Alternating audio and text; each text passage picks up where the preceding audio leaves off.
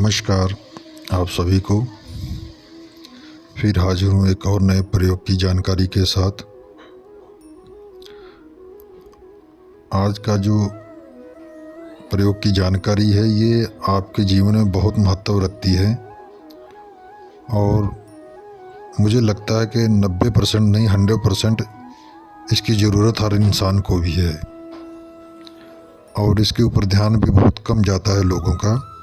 कुछ चुनिंदा लोग ही इसके ऊपर ध्यान करके इसका प्रयोग भी करते हैं, नहीं तो बाकी सब इससे दूर ही रहते हैं। कोई सोचता भी नहीं इसको कि ऐसा भी होता है, इससे समस्या भी हल हो जाती है बिना कुछ किए। ये ऐसा प्रयोग है और तंत्र में इसका बहुत ही बड़ा महत्व भी है, स्थान भी है। जितने भी अच्छे तांत्रिक हैं वो इसका प्रयोग अच्छे तरीके से करते हैं और सबसे पहले भी करते हैं, ना कि दूसरे कुछ गलत प्रयोगों को वो छूते भी नहीं है। इसके आगे वो सब करने की ज़रूरत भी नहीं पड़ती है। सारी समस्याओं का हल इसी एक प्रयोग से हो जाता है।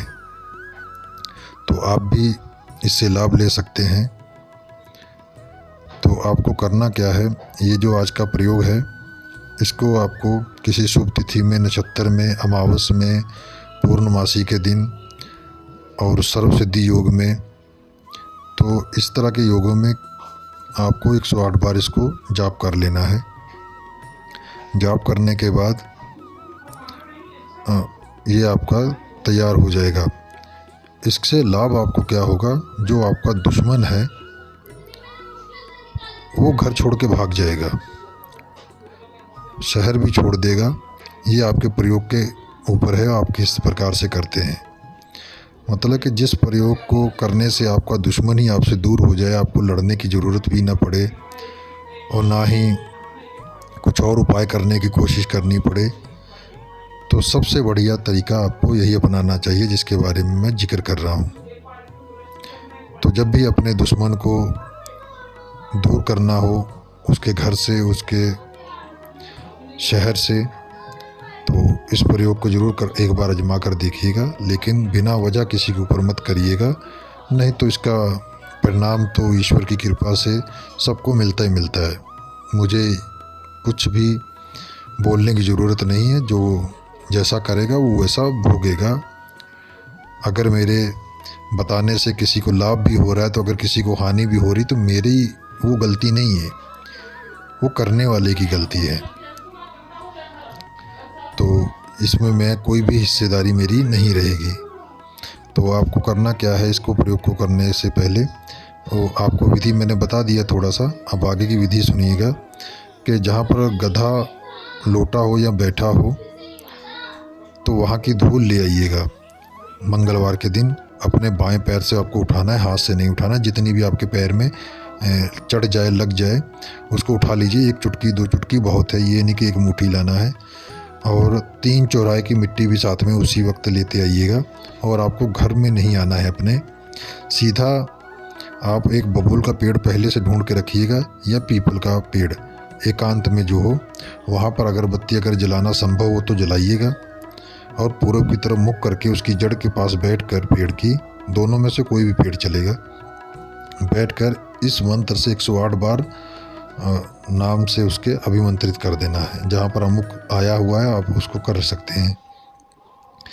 तो जब अभिमंत्रित हो जाएगा तो उसको सीधा उसके घर पर पहुँचा दीजिए, किसी भी तरीके से उसके चौखट पर या उसके घर के अंदर आपको पहुँचाना है, आपका कार्य हो जाएगा।